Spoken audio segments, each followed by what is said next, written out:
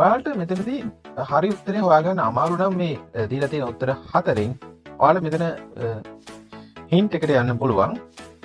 ඒකේ ඔප්ෂන් දෙකක් තියෙනවා. ඔයාලට එතන මම මේ වෙලාවේ 50-50 කියන එක ගන්නවා.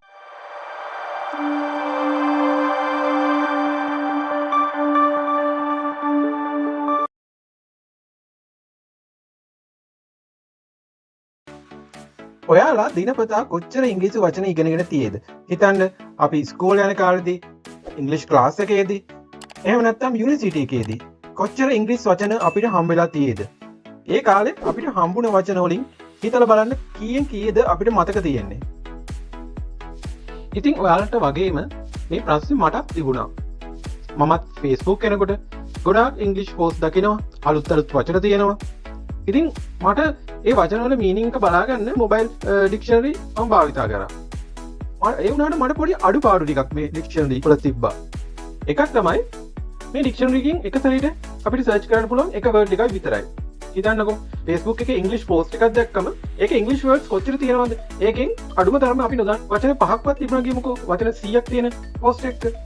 මට මේ වචන පහේම මීනිං එක බලා ගන්න ගියොත් මට එක වචන තමයි සර්ච් කර කර බලන්න ඕනේ. ඊට පස්සේ හරි අපි එහෙම සර්ච් කරා කියමුකෝ වචන පහම. දැන් ඒත් එක්කම පොඩි ප්‍රශ්නයක් තියෙනවා. මේ ඉංග්‍රීසි වචන ඒ වෙලාවේ අපි මීනිං එක බලා ගන්නවා. සමහරක් වෙලාවට දැන් chat GPT උනස් යූස් කරනකොට ගොඩක් අලුත් වචන හම්බෙනවා.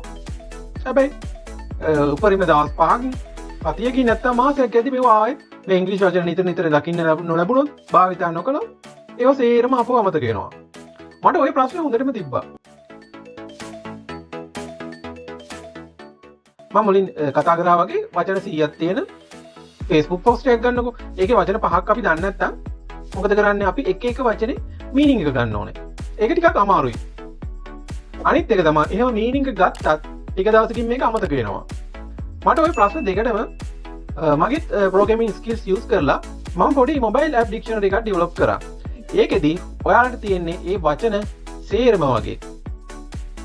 උදාහරණයක් විදිහට අර Facebook post එක බලලා ගමුකෝ. එතන වචන තියෙන ස්පීච් එකක් වචන 100ක. ඔයාලට තියෙන මේ වචන 100ම කොපි කරලා මේ ඩික්ෂනරි ඇවිල්ලා පේස්ට් කරන්න විතරයි. ඒ වචන වල meaning one by one search කරනවා. ඔයාලට තියෙන බලන් ඉන්න විතරයි. ඔයාලට search කරාට පස්සේ ඔයාලට එක ප්‍රශ්නයක් විසඳෙනවා. ඒ ප්‍රශ්නේ තමයි ඔයාලට මේ වචන වල meaning එක ඉක්මනටම බලා ගන්න පුළුවන්. අපි බලමු අනිත් ප්‍රශ්නේ මොකක්ද කියලා. අපිට තියෙන අනිත් ප්‍රශ්නේ තමයි හරි වචන ටික අපි හොයාගත්තා. දැන් ප්‍රශ්නයක් නැහැ. වචන වල meaning එකත් අපි දන්නවා. ඊළඟ මේ වචන අපිට අමතක වෙනවා. අපි meaning එක බලාගත්තට ඒක එවලට විතරයි. සමහරක් වෙලාවට සතියෙන් දෙකෙන් වචන අමතකයි. ඉතින් මම ඒකට පොඩ්ඩක් හොයලා බලනකොට මට පුළුවන් වුණා මේ ෆ්ලෑෂ් කාඩ් කියන සංකල්පය මේ මගේ ඇප් එකට ගේන්න. අපි කතා කරමු ෆ්ලෑෂ් කාඩ් කියන්නේ මොනවද කියලා. මම මෙතනදී කෙටි හැඳින්වීමක් විතරයි මේ ෆ්ලෑෂ් කාඩ් සම්බන්ධව කරන්නේ. හිතන්න ඔයා එක්සෑම් එකකට පාඩම් කරනවා කියලා. ඔයාලට අනිවාර්යෙන්ම ප්‍රශ්න වලට උත්තර ලියන්න තමයි තියෙන්නේ.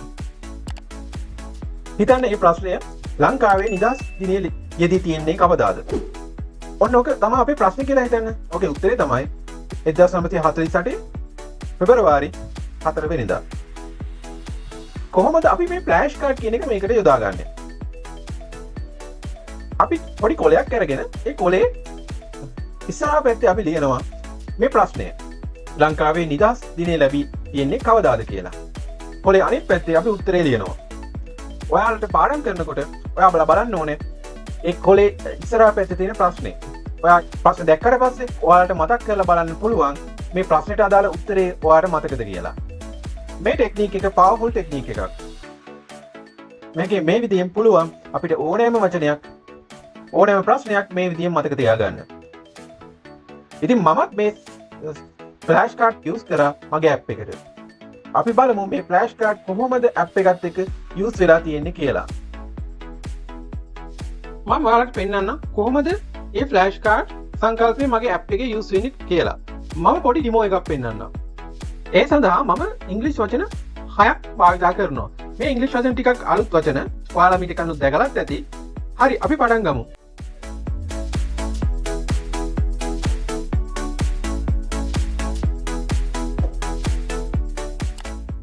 හරි ඔයාලට මම පෙන්නන්නම් මේ ඉංග්‍රීසි වචන වල තේරුම එකින් එක හොයන්න නැතුව ඇප් එක මාර්ගයෙන් ඒ වචන වල තේරුම ඉක්මනින් හොයාගන්නේ කොහොමද කියලා. මුලින්ම මේ විදිහට වචන තේරුම අපි කොපි කරගන්න ඕනේ. ඊළඟට මෙහෙම ඇප් එකට ගිහිල්ලා මේ සර්ච් බටන් එකට දකුණු පැත්තෙන් තියෙන මල්ටි සර්ච් බටන් එකේ ලොං ප්‍රෙස් එකක් අපි දෙන්න ඕනේ. හරි, එහෙම ලොං ප්‍රෙස් එකක් දුන්නම මේ වචන වල තේරුම එකින් එක මේ ඇප් එක මාර්ගයෙන් සොයන්න ගන්නවා. දැන් ඔයාලට පේනවා මේ වචන සියල්ල රිසර්ච් කරලා අවසానයි. දැන් ඔයාලට තියෙන්නේ මේ වචන සියල්ල ෆේවරිට් වලට දාගන්න. හරි, ඊට පස්සේ අපි ෆ්ලෑෂ් කාඩ් සෙට්ස් කියන එකට ගිහිල්ලා අපි ෆ්ලෑෂ් කාඩ් සෙට් එකක් හදා ගන්න ඕනේ. මෙතනදී කියන්න ඕනේ අපි ඇයි මේ ෆ්ලෑෂ් කාඩ් සෙට් එකක් හදන්නේ? ඒකට හේතුව තමයි අපිට මේ වචන ඉගෙන ගන්න අපි මේ වචන ෆ්ලෑෂ් කාඩ් විදිහට හදා ගන්න ඕනේ. ඒ සඳහා ඒ හදාගත්තු ෆ්ලෑෂ් කාඩ් ස්ටෝර් කරලා තියාගන්න මෙතන මේ විදිහට ෆ්ලෑෂ් කාඩ් සෙට් එකක් හදන්න ඕනේ. අපි නම විදිහට ඩෙමෝ කියලා දානවා. ඊට පස්සේ description එක විදිහට YouTube ඩෙමෝ කියලා අපි දාමු. හරි, ෆ්ලෑෂ් කාඩ් සෙට් එක ක්‍රියේට් වෙලා ඉවරයි.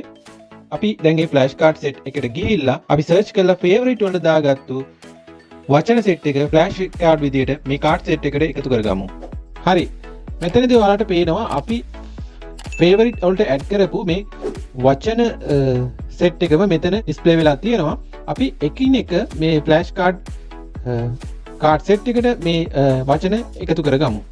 එන්න විදිහට පළවෙනි වචනේ සිලෙක්ට් කරගන්නවා. ඒකට ගිහිල්ලා මෙන්න මේ අපි වචනයක් දෙමු, කැරලි කාර් කියන එක. ඊළඟ එක ගමු. ඒ විදිහටම අපූරු කියන එක සිලෙක්ට් කරමු. ඊළඟ වචනේ සර්ව සුබදායි කියන එක සිලෙක්ට් කරමු. ඊළඟට නොනවීති කරගෙන යනවා. දීප්තිය අඩු වෙනවා. අන්තිම එකට අපි දෙමු සුනංගු වෙනවා කියන එක. අපි වචන සියල්ලම ෆ්ලෑෂ් කාඩ් විදිහට ඇඩ් කරලා ඉවරයි. අපි මෙතන බෑක් බටන් එක ඔබමු. කාඩ් සෙට් එකට ගියාම වචන සියල්ල ෆ්ලෑෂ් කාඩ් වෙලා මේ කාඩ් සෙට් එකේ ස්ටෝර් වෙලා තියෙනවා කියලා ඔයාලට පෙන්වෙන ලැබෙවි. ඔයාලට මේ විදිහට ස්ලයිඩ් කරලා not in mind කියන එකට යන්න පුළුවන්. ඒ not in mind ගැන මම කියන්නම්. එතනදී වෙන්නේ ඔයාගේ ෆ්ලෑෂ් කාඩ් සෙට් එකේ කොටස් තුනක් තියෙනවා. මෙතනදී all කියන එකේදී ඔයාලා දාපු හැම කාඩ් එකම පෙන්නනවා. හිතන්න ෆ්ලෑෂ් කාඩ් වලින් අපි ටෙස්ටිං එකක් කරනකොට ඔයාගේ ෆ්ලෑෂ් කාඩ් එක මෙමොරයිස් කරන්න මතක තියාගන්න බැරුව ටෙස්ට් එකකින් ෆේල් වුණොත් ඒ ෆ්ලෑෂ් කාඩ් එක අමතකයි කියලා ඒක යන්නේ not in mind කියන එකට.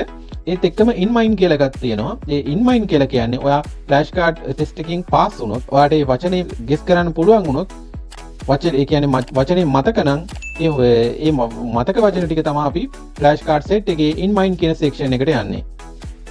මේ වෙලාවේදී ෆ්ලෑෂ් කාඩ් එකේ in mind කියන සෙක්ෂන් එක මෙතන නෑ. මොකද අපි තව හේතුව තමයි අපි ෆ්ලෑෂ් කාඩ් සෙට් එකට අලුතින් ෆ්ලෑෂ් කාඩ් ඇඩ් කරපු ගමන්මයි තියෙන්නේ.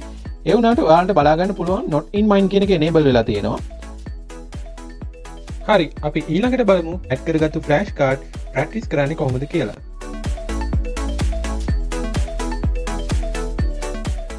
අපි මේ විදිහට ෆ්ලෑෂ් කාඩ් ඇඩ් කරලා තියෙන්නේ.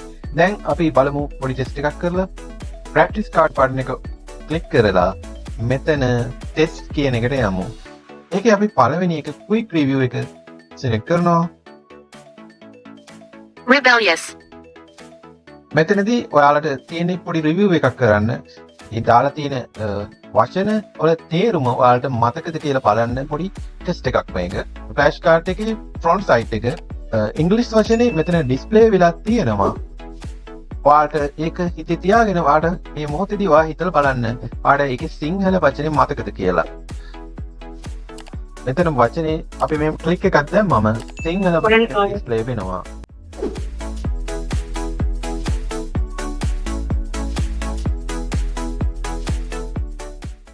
Pessimistic. Persevere. Obscure.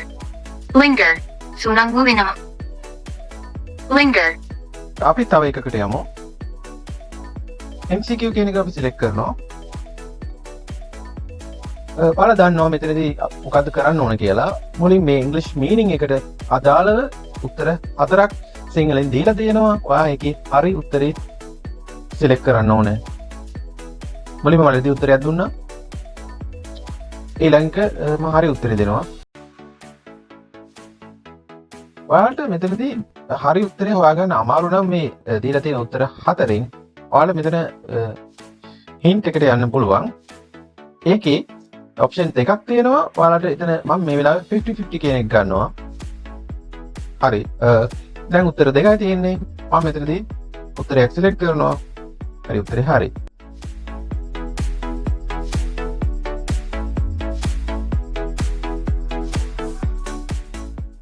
අපි හින්ට් එකකට යමු. මෙතන කලින් සැරේ අපි ගත්තේ 50-50 අවස්ථාව. මේ සැරේ අපි ගමු කෝඩ් ගේස් කියන එක. මෙතන උත්තර දෙකක් සමානව දෙනවා. එකක් සුරංග වෙනවා, එකට 744ක් දෙනවා. අපූරු කියන එකට 148ක් දෙනවා. මෙතනදී අපි දන්නවා මම මෙතනදී වැඩියෙන් දෙන උත්තරේ සිලෙක්ට් කරනවා. හැබැයි ඔයාලට මෙතනදී කියන්න දෙයක් තියෙනවා. මේ බොඩ් ගේස් එකෙන් ඔයාලට 100%ක්ම හරි උත්තරයක් දෙන්නේ නැහැ. ඒකෙත් පොඩි උත්තරේ වැරදින්න තියෙන සම්භාවිතාවක් තියෙනවා. තව එකකට යමු. පෙයා කියන එක සිලෙක්ට් කරනවා.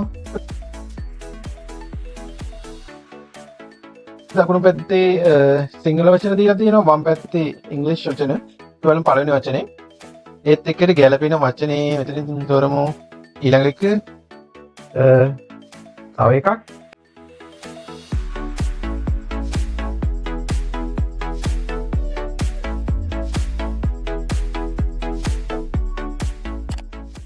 මෙතන අපි ගමු ස්පෙල් ක්වෙස්ට් කියන එක.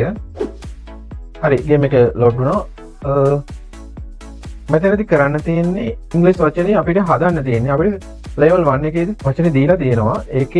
ඒකේ ඉංග්‍රීසි මීනින් එක ඔයා දැනගන්න ඕනේ. හැබැයි දැනගෙන මේ ලෙවල් 1 එකේදී එහෙම දැනගැනීම අත්‍යවශ්‍ය නැහැ. ඔයාලට පුළුවන් මේ ප්ලේ බටන් එක ක්ලික් කරලා මේ වචනේ මොකක්ද කියලා දැනගන්න. Yes. කියන එක මුලින්ම R අකුරෙන් ඕනේ, ඊට පස්සේ E අකුරෙන් ඕනේ. B L R E B E L L I O U S මේක තමයි ආන්සර් එක.